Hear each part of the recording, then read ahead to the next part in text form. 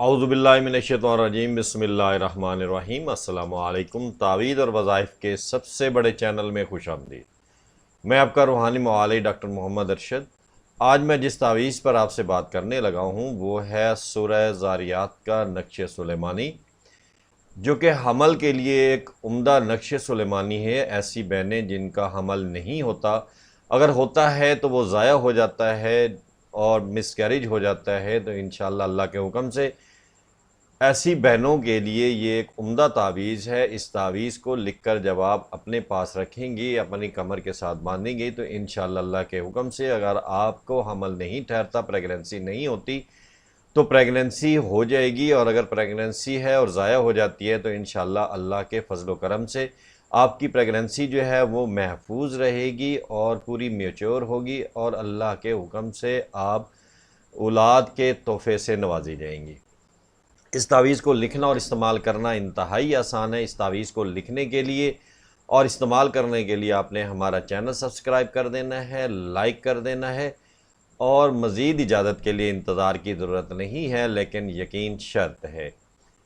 इस नक्श को जो हम आपको सामने स्क्रीन पर दिखा रहे हैं, इस नक्श को आपने बावुज़ू होकर और पाक साफ़ कपड़े पहनने हैं और किसी सफ़ेद कागज़ पर काली स्याही की मदद से या ज़ाफ़रान की मदद से आपने तावीज़ जो है वो तहरीर कर लेना है। ये जो तावीज़ आपको दिखाए गए हैं, ये दोनों तावीज़ जो है वो सेम है, एक जैसे हैं, लेकिन दो मुख्तलिफ़ ज़बानों में हमने लिख दिया है, क्योंकि कुछ बहन भाइयों को ये उर्दू की जो गिनती है या गिनती के जो अदाद हैं ये समझ नहीं आते, तो इसलिए हमने बराबर पे इन्हीं अल्फाज को नंबर्स की शक्ल में लिख दिया है, ताकि आप यहाँ से देखकर आसानी से इसको समझ सकें और आसानी से इसको लिख सकें।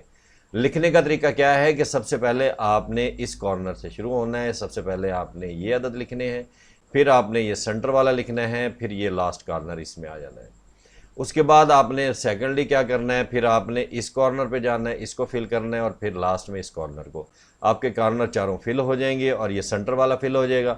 उसके बाद आपने ये वाले अदद लिखने हैं, उसके बाद ये वाले लिखने हैं, और लास्ट में आपके पास फाइनली जो है यही अदाद होंगे जो कि आपने तहरीर कर देने हैं।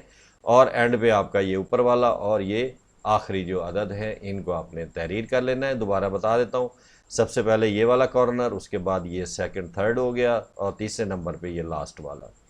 उसके बाद आपने इस कॉर्नर पे आ जाना है। सबसे पहले जो आपने इस कॉर्नर को लेना है, फिर आपने इस कॉर्नर को लेना है। ये लिखने के बाद फिर आपने ये वाले अदाद लिखने हैं, फिर ये अदाद, और लास्ट में आपने इन अदाद को जो है वो लिखना है।